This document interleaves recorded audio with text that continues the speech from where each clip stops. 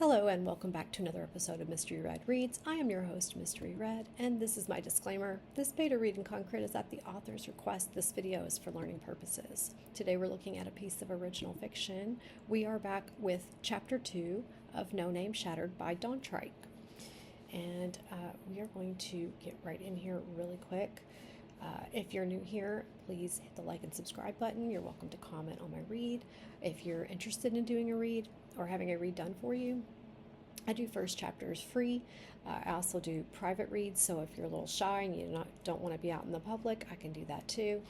And let's see. To my authors, if you're wondering where I've been for the past 2 days, we had weather one day, or our schools were closed for the flu one day, and then the next day we were closed for inclement weather. So I've had my entire house full, and there's no way I'm doing a read with the chaos that ensues when they are home. I love them all, but it is not conducive to writing or reading. And actually that's part of how I got into beta reading, is that it is very difficult for me to find time to write, because as authors, you guys could probably relate. I get really immersed in my story and in the world that I'm working in, and then when anybody bothers me and pulls me out of it, I start to get really agitated. And so in order to stop taking that out on them, because I'm a mom, it's my job, but in order to stop taking it out on them, I kind of put my own writing to the side and decided to just kind of write my role play with my little group of friends and be very casual about it, so that I could still enjoy writing, but without all the stress of deadlines and pressure and all that. So all that jibber jabber, and now I'm going to start my 30-minute timer and dive into this read. Chapter 2. Holy, we got an exclamation point at the end of that. Let's see what happens. Growl like snoring. Growling? Growls or growling? It's making a growls suggestion. I'm wanting either growls or growling. Let's read through the rest of the sentence using growls and see how it reads. Growls like snoring echoed throughout the throne room of the castle of Hedron, created by a woman as she slept in the middle of 3 alike golden thrones. I would maybe use identical for flow, and I think growls worked here, but I kind of wondered. Hang on, let's get the markup first. Let's see, growls. Oops, I should probably capitalize it since it's the first letter of a sentence.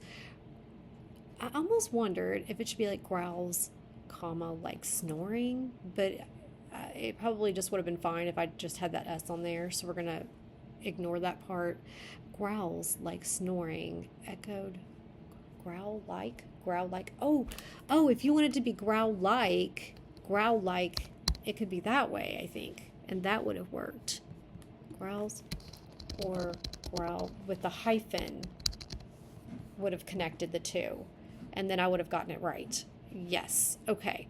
Growl like snoring. There we go. All right. Growl like snoring echoed throughout the throne room of the castle of Hedron. Okay. Maybe that and just say of. Oh no. Okay. Hang on a second. I need to be in suggesting mode. I do not want to just take liberties here that you can't see. Right? I want them documented. So. Growl like snoring echoed throughout the throne room of Castle Hedron. It just sounds tighter. You have a little bit less connecting words there. I do have it on record that you were looking to trim some words, and so if we trim a couple here and there, it's going to add up later. And also, if we restructure some sentences, it could also do that for us too. So we'll be looking for opportunities to kind of maybe reorganize a sentence here and there and omit a couple of words, and that will trim the fat. All right. Or overall, it's going to accumulate, add up, and you're going to get, I think, you're going to find that it really does trim a lot of words overall. Okay. Growl like snoring echoed throughout the throne room of Castle Hedron, created by a woman as she slept about a woman sleeping. How about this? As she slept, now eliminating 3 words and making it 1. Sleeping. All right. She's actively sleeping. Created by a woman sleeping in the middle of 3 alike golden thrones. 3 identical, alike, it doesn't matter. That was an opinion right there. A rope-thick halo floated above her unkempt blonde hair with 5 red streaks on her right side. That's very specific. Let me ask you this. She's got red streaks in her hair. Are they relevant?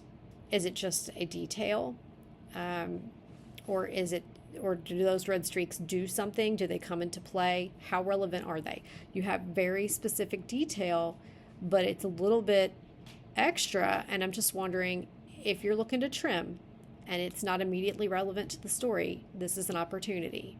I know how it feels to not want to give up your lovely details, so pick and choose which ones you can't live without.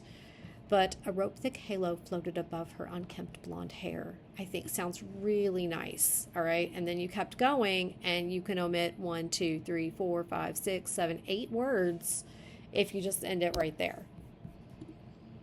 She rested against one of her eggshell-colored wings.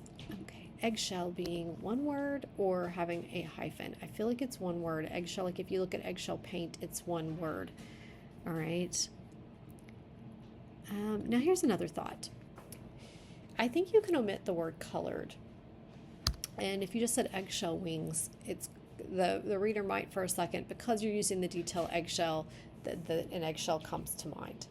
But you also have like the color eggshell, which honestly they have lots of colors too. What I want to go at is with the word colored, a lot of times it's redundant.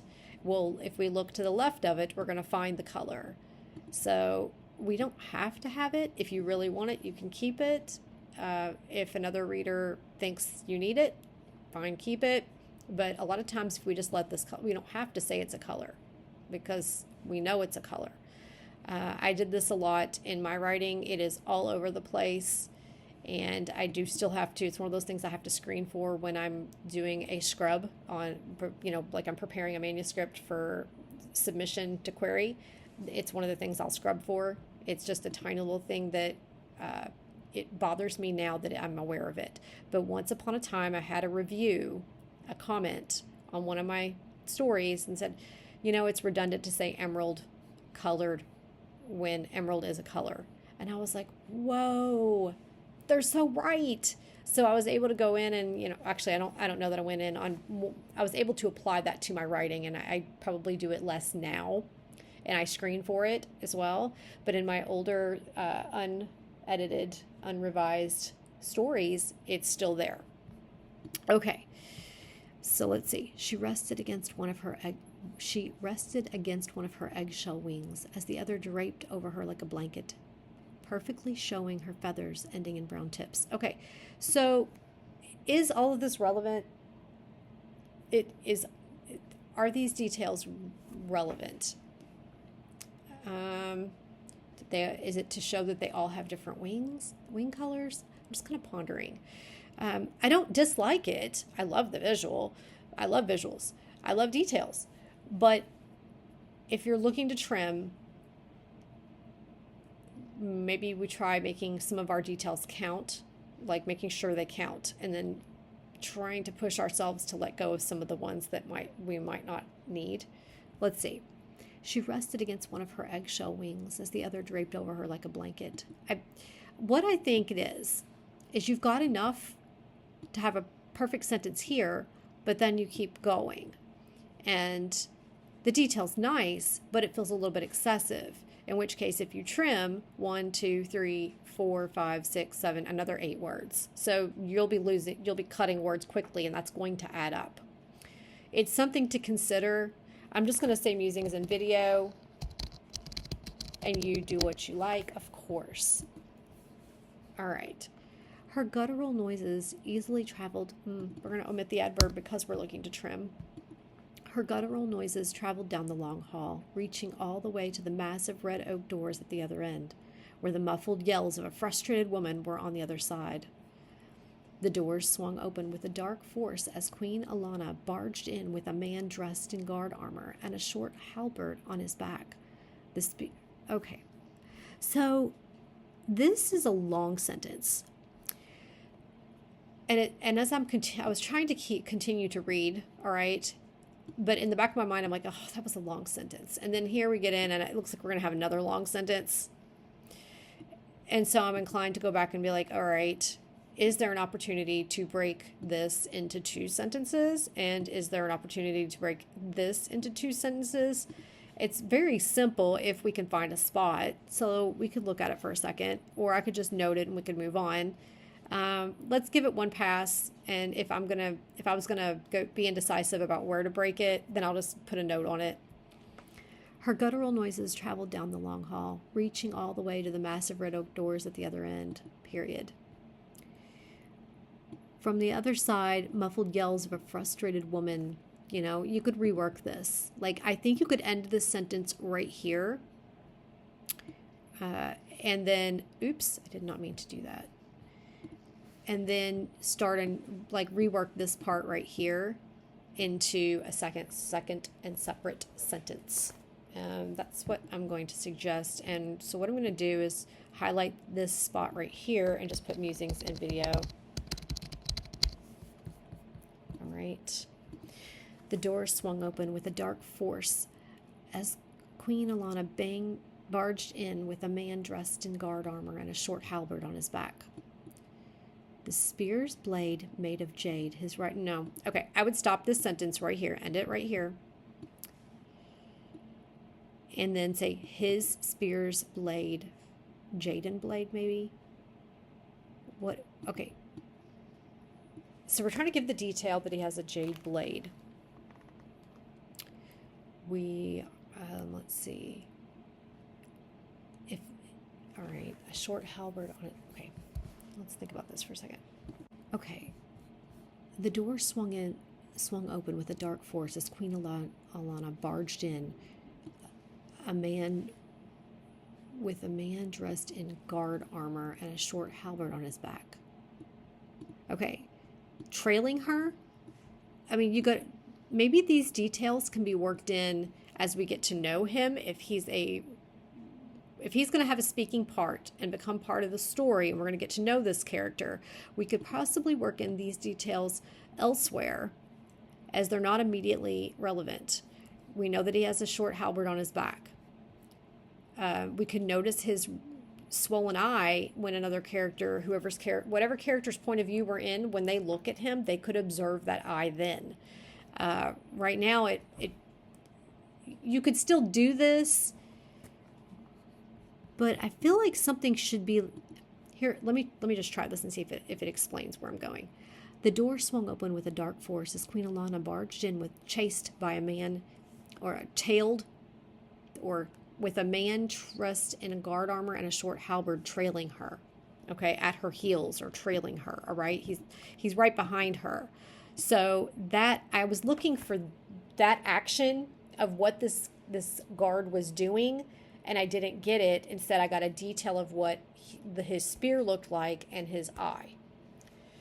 There you go. Okay, that's what I was looking for, and that's what I got. Let me just put musings in video to kind of explain that and mark the spot for you. The door slammed against the throne room walls.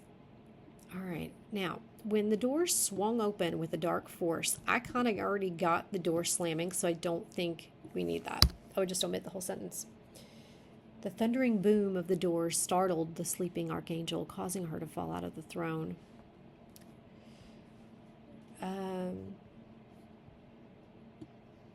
Okay. Let's see if I can explain this. The thundering boom of the door startled the sleeping archangel, period.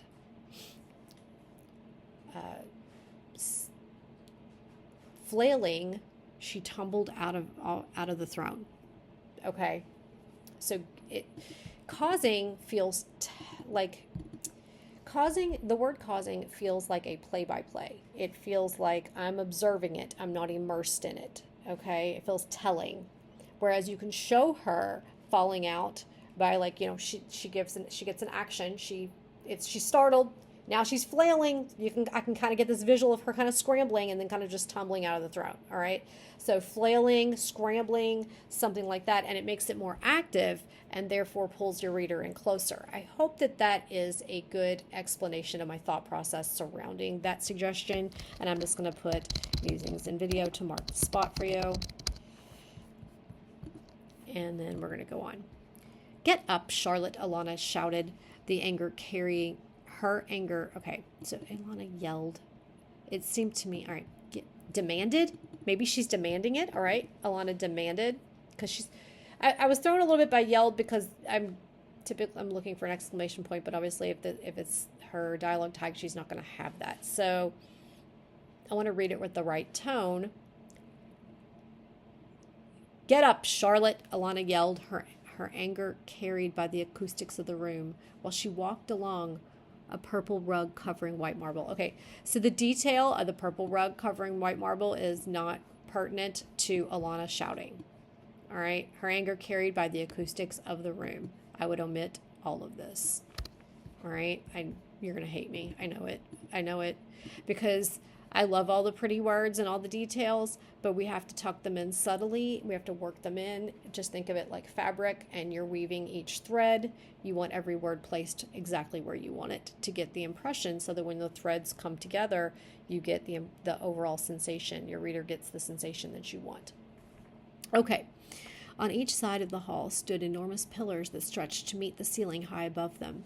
Between each, a massive stained glass window that depicted a moment like a painting. All right, between each what? Between each pillar, all right. What is it doing? What is it doing? Is it reflecting light? Is it shining? Is it... What is it doing? What is it doing? Let's get to the point. Let's see.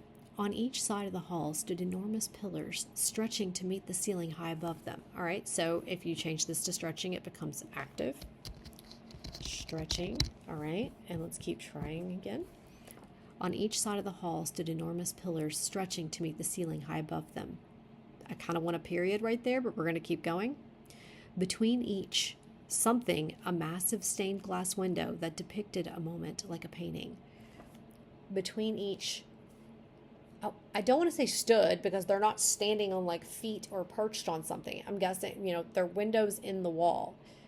Between each was, I hate the word was, really. I really hate using it if I can avoid it. Between each, oh gosh, it's not perched. See, I feel like you need a verb there, because there's a glass window that depicted a moment like a painting. Now she's not, we're giving this, you're giving this visual of the layout of the room and kind of painting the picture of what it looks like. But whose headspace are we in?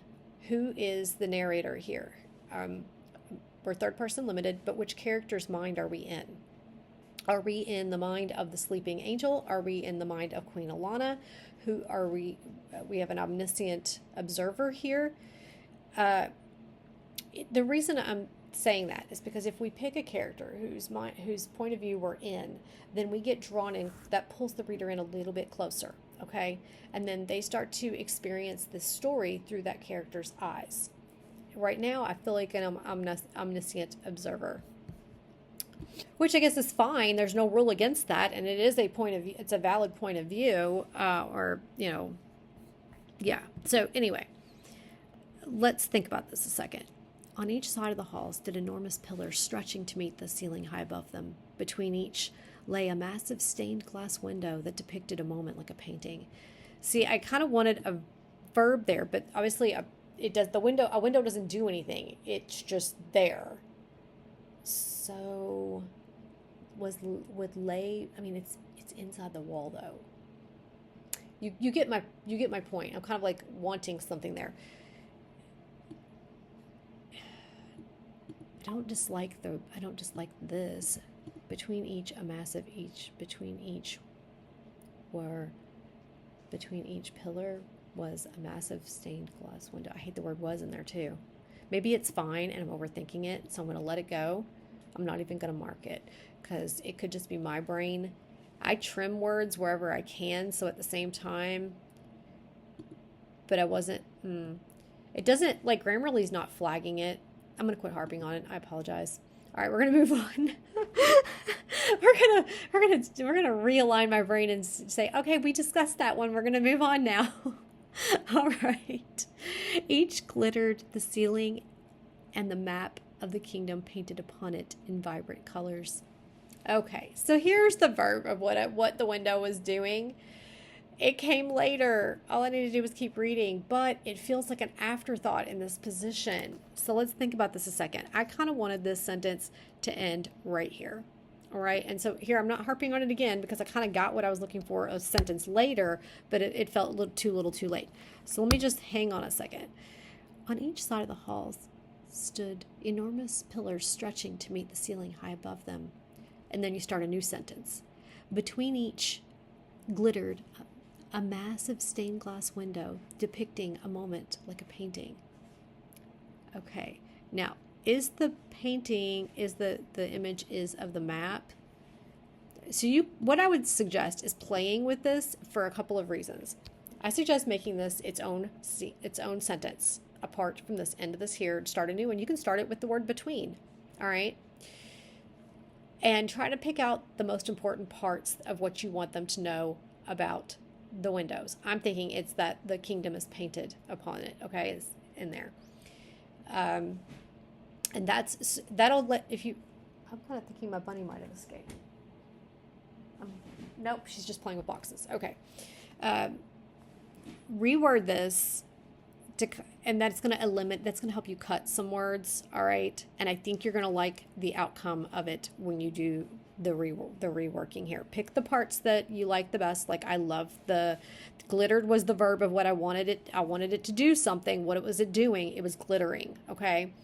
And I like the detail of the map of the kingdom painted upon it. All right. So I would play with this part right here. Oh, no, not that. That's not what I wanted. Let me just try again. There we go. Musings in video. Basically, I'm suggesting you rework that into its own sentence. All right, we're going to keep going.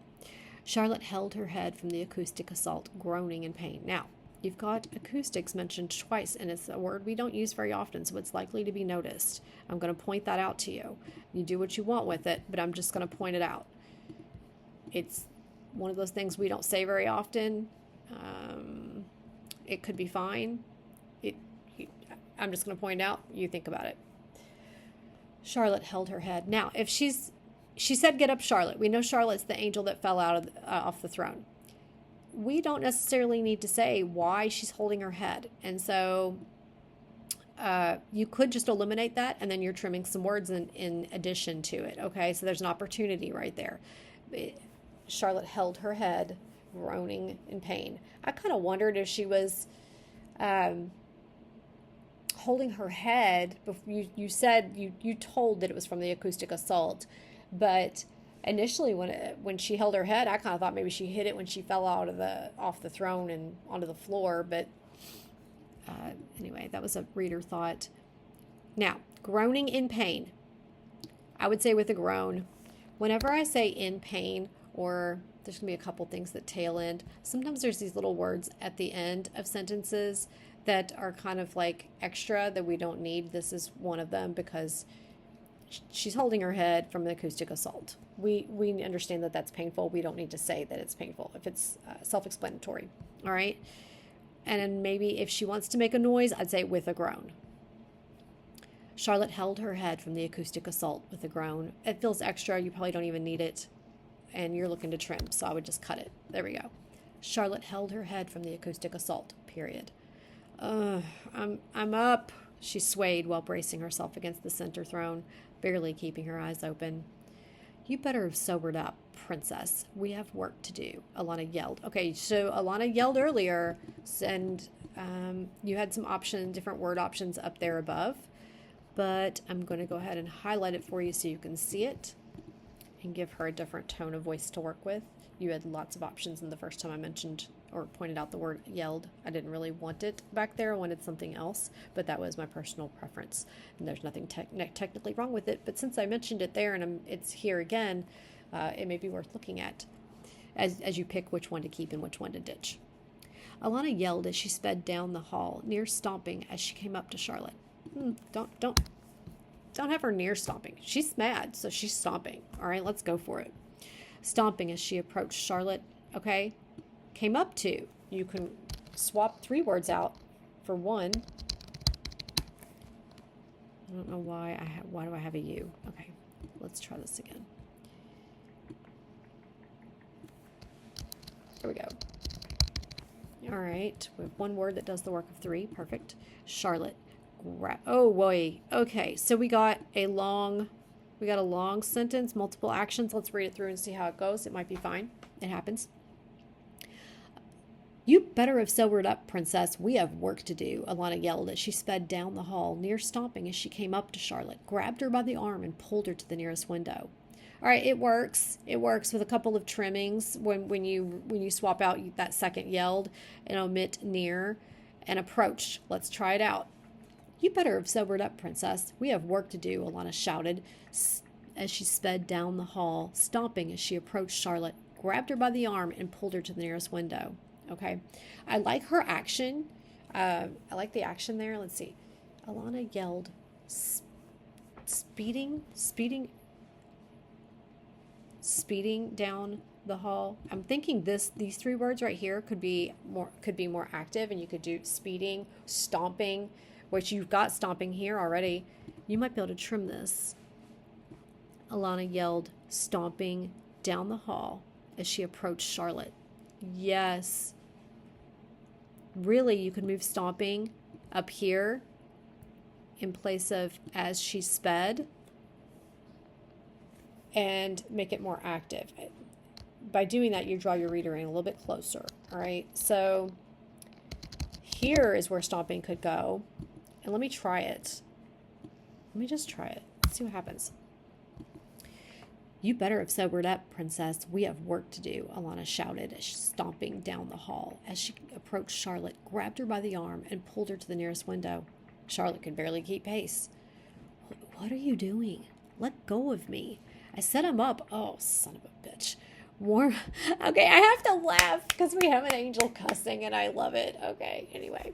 I know that's so bad. So bad. But years and years and years ago, I wrote an angel story myself, and I had them in an apocalyptic situation, and I remember them being in a grocery store that had been like ransacked, okay, had been looted.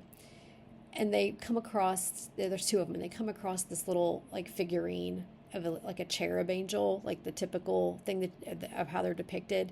And they kind of have a conversation, they laugh and they kind of have a conversation about it because they're nothing like that. And so I kind of like this real gritty, this kind of aggressive, very powerful depiction that you have going on here. All right. You better have sobered up, princess. We have work to do, Alana shouted, stomping down the hall as she approached Charlotte, grabbed her by the arm, and pulled her to the nearest window. Charlotte could barely keep pace. What are you doing? Let go of me. I said I'm up. Oh, son of a bitch. Warm rays shone. Warm rays up. It's suggesting shone as well. So I'm going to go with that suggestion. Warm rays shone right into her barely open eyes. Okay, so we had barely up here. We're going to highlight it.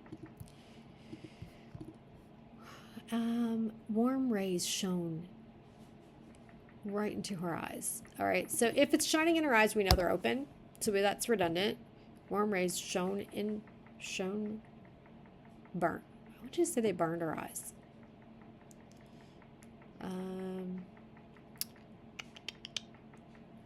Warm rays shone right into her eyes. Shone into her eyes. Right into her eyes. Warm rays shone into her eyes. In defense, she pulled her arm away. You don't have to explain because you're showing, so you don't have to explain. All right, here we go. Oops. Okay, I will say this. When it's hard to separate from some of your words, like you don't want to let them go, I'm not talking about these particularly. I'm talking about some of those nice details you have in there above that I recommended cutting. We're usually glad for it later, even though it's really hard when we initially do it. But at the same time, if you're going to have to do a revision, my favorite revisions are the simple ones where I'm taking something out because I don't have to put more in or come up with more. The ones I struggle with the most personally is when I have to rework a sentence and find the wording, get the wording right. Sometimes I just need that extra person to look at it and reorganize it for me, and they come up with exactly what I'm trying to say, just a little bit better, but my brain is stuck. Because when you look at the words for so long, you no longer know which way is up. Anyway, let's get back into it. She pulled her arm away, covering her eyes as, I think we've got opportunities to make some of these words active. She pulled away, okay? She pulled away, covering her eyes as the rude awakening finally got her coherent.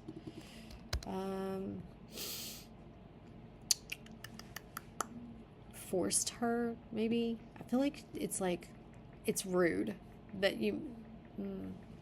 She pulled away, covering her eyes as the rude awakening finally got her coherent. Okay. Yeah, I think there's an opportunity to use covering here to make that active. Oh, yeah. Well, why am I getting the letter U? All right, I must be pressing something when I'm doing that. Covering. She pulled away, covering her eyes as the rude awakening finally got her coherent. Now, on this little section right here, I feel like you could reword it a little bit, kind of sticking with the ugliness of being jerked awake, which basically she has been. I'm going to add like 5 minutes here because I rambled for a few minutes about nonsense. Let's see, let me go back here. All right, I got a 5-minute timer on that. So she pulled away her covering her eyes as the rude at the rude awakening. Yep, there we go. So really, you just need to trim words. You have extra words. Covering her eyes at the rude awakening. At the rude awakening. All right. Let's see. What do you want? Can't you see I had a long night? Charlotte said with contempt, rubbing her eyes, yawning. Okay, you don't need a dialogue tag here because we know it's her and you've shown where her mindset is already through her body language, okay? Let that stand, and then you trim words in the process. Nice. That is all you have nowadays. I need you awake and alert so you can open a portal, Alana commanded, watching the woman in her early 30s wake up. All right. She's watching the woman in her early 30s wake up. Maybe we could show what it is that tells Alana that she's in her early 30s. Now, it's her sister, so she knows, all right? But our reader knows it's her sister, but she doesn't know her age. And you're trying to tell the age, but can you show the age instead? And does it have to be all in one sentence? Or can it be sprinkled here and there to kind of convey it, all right? So when you think of a woman in her early 30s, what comes to your mind? What detail comes to your mind that you see? And then let's say it's wrinkles, maybe. That'd be the most common thing, right? A couple of wrinkles around her eyes.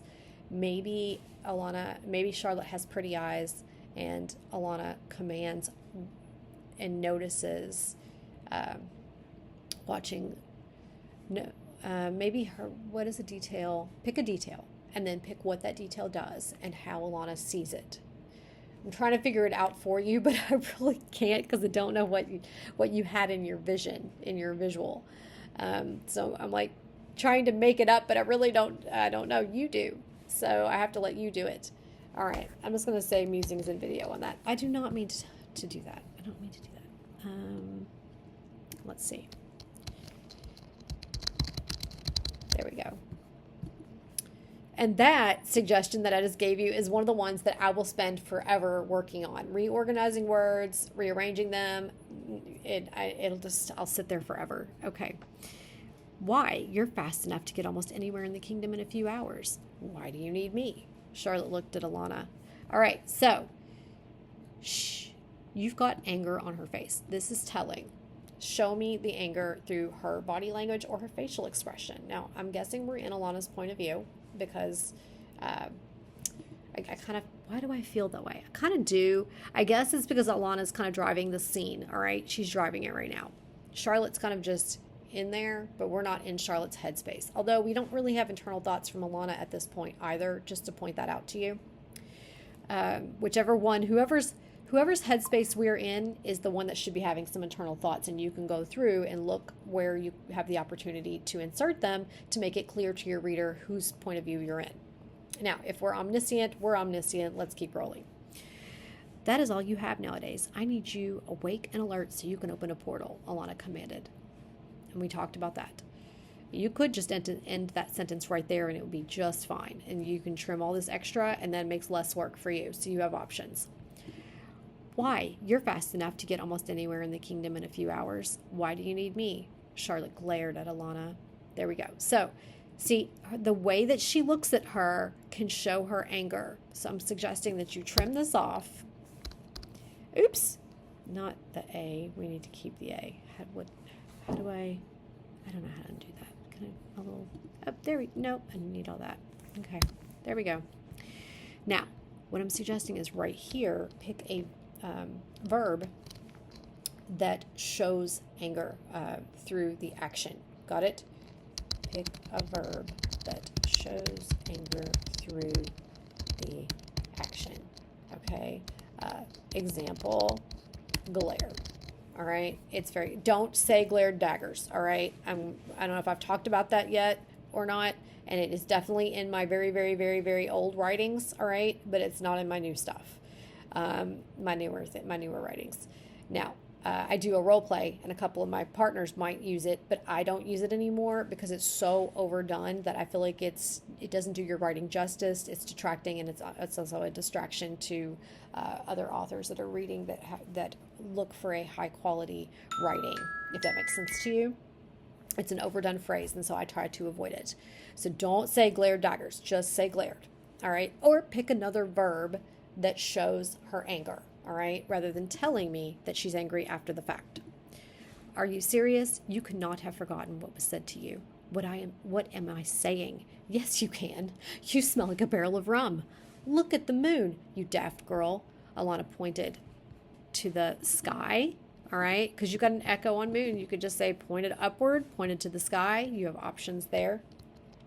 I'm going to say these things in video, and I'll highlight your echo on the moon because you have options to swap out one word for the other. And I'm thinking upward or sky are two options you have. Although I just picked two different shades of blue. Really? How and why? Or maybe I didn't. Why did it do that? That's interesting. Did I? Oh my goodness.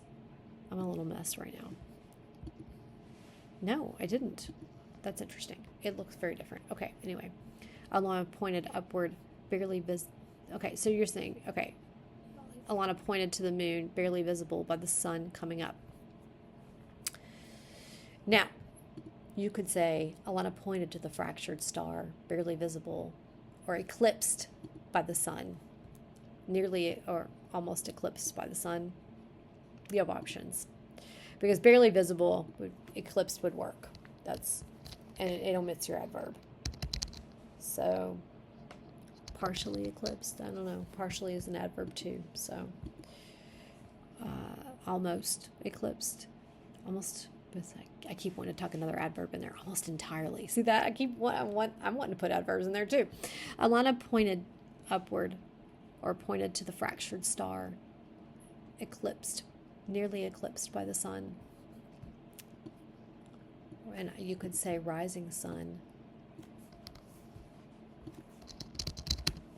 You have options, lots of options. Okay, I'm gonna keep going. Nope, I gotta stop. All right, I'm at the end of a page too.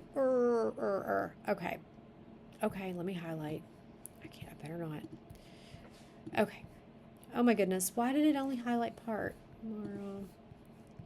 Let's see if we can do this the right way. I gotta mark my spot. We're going to go with my little pink because I've trained myself now. All right, guys. That is going to be it for this first part of Chapter 2. My first read of Chapter 2. If you are joining us and you enjoyed this part of No Name Shattered, there's an entire playlist for Dontrike, and you can go and listen from the very first chapter. Actually, I think there's a prologue. I did a prologue read. So you could listen to the prologue and follow the story through to this point, to where we are at this point. Also, thank you guys for joining us, and I'll see you next time on Mystery Red Reads.